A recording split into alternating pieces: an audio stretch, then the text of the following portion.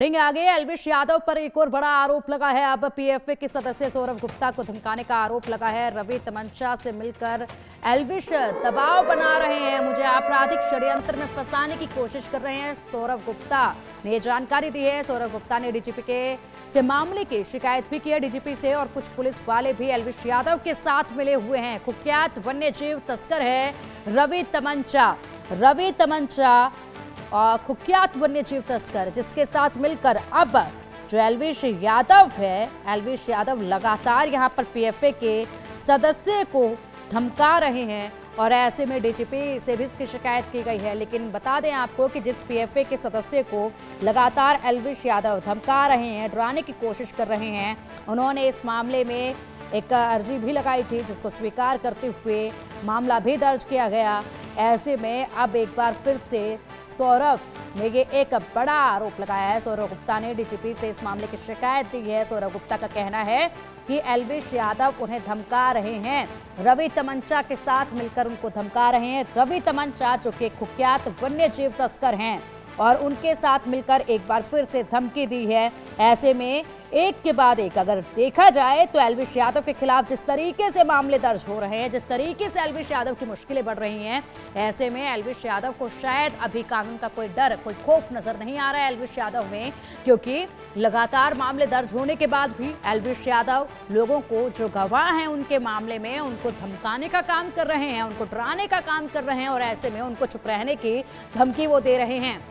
जिसके बाद पहले पत्रकारों से उन्होंने बदसलूकी करी, उसके बाद से एल्विश यादव जो है लगातार ही लोगों को डराने का काम अब करते जा रहे हैं, और ऐसे में उनके अंदर कोई भी कानून का खौफ नजर नहीं आ रहा है। हालांकि लगातार उनसे पूछताछ इस मामले में हुई थी, एक के बाद एक मुश्किलें उनके कई इस मामले में अब तक बढ़ चुकी हैं, और अनेकों मामले उन पर अब तक, गुरुग्राम की बात करें या फिर नोएडा की बात करें, उन पर दर्ज हो चुके हैं। लेकिन उसके बावजूद भी एल्विश यादव अपनी हरकतों से बाज नहीं आ रहे हैं। अब यहां पर सौरभ गुप्ता ने डीजीपी से मुलाकात करके एक और शिकायत दी है, जिसमें एल्विश यादव पर एक और आरोप उन्होंने लगाया है। पीएफए सदस्य हैं सौरभ गुप्ता, उन्हें धमकाया है। रवि तमंचा से मिलकर एल्विश यादव दबाव बनवा रहे हैं, मुझे आपराधिक षड्यंत्र में फंसाने की कोशिश कर रहे हैं। और अब चलिए पीएफए सदस्य सौरभ गुप्ता, उन्हीं की जुबानी सुनते हैं कि आखिरकार क्या कुछ एल्विश यादव उन्हें कह रहे हैं लगातार, क्योंकि इससे पहले भी उन्होंने इस मामले में अर्जी दी थी, जो स्वीकार कर ली गई थी। सौरभ गुप्ता जी, बहुत स्वागत है आपका इंडिया न्यूज पर। एक बार फिर से डीजीपी से मिलकर आपने शिकायत की है एल्विश यादव की, और अभी हाल ही में आपने जो शिकायत दी थी उसके ऊपर भी कार्रवाई हुई थी, लेकिन फिर से आपने यहां पर कहा है कि अब रवि तमंचा के साथ मिलकर आप पर दबाव बना रहे हैं एल्विश यादव। देखिए, ये रवि तमंचा है, कुख्यात वन्यजीव तस्कर है। इस पर करीब 1 दर्जन से ज्यादा मुकदमे दर्ज हैं, और ये आदमी पिछले 1.5 साल से हम लोगों को ट्रोल कर रहा है इस पूरे मामले के अंदर। इस पर पहले अभी एक एफआईआर दर्ज हो चुकी है गाजियाबाद के शालीमार गार्डन थाने में। इसको अरेस्ट किया गया, इसको चार्जशीट किया गया, और जब इसको अरेस्ट किया गया तो बहुत चौंकाने वाले खुलासे हुए। इस आदमी की रिकॉर्डिंग एक यूपी पुलिस के एक दरोगा से इसकी रिकॉर्डिंग थी, जो कि हम लोगों को षड्यंत्र के तहत ये लोग फंसा रहे थे। इन्होंने फर्जी वीडियो हमारा डाल दिया, कहीं सोशल मीडिया से उठाकर 4 साल पुराना वीडियो डाल दिया, और उस वीडियो पर हम पर एक फर्जी एफआईआर कराई गई। लेकिन जब पुलिस जांच हुई तो पता चला कि वो वीडियो फर्जी था।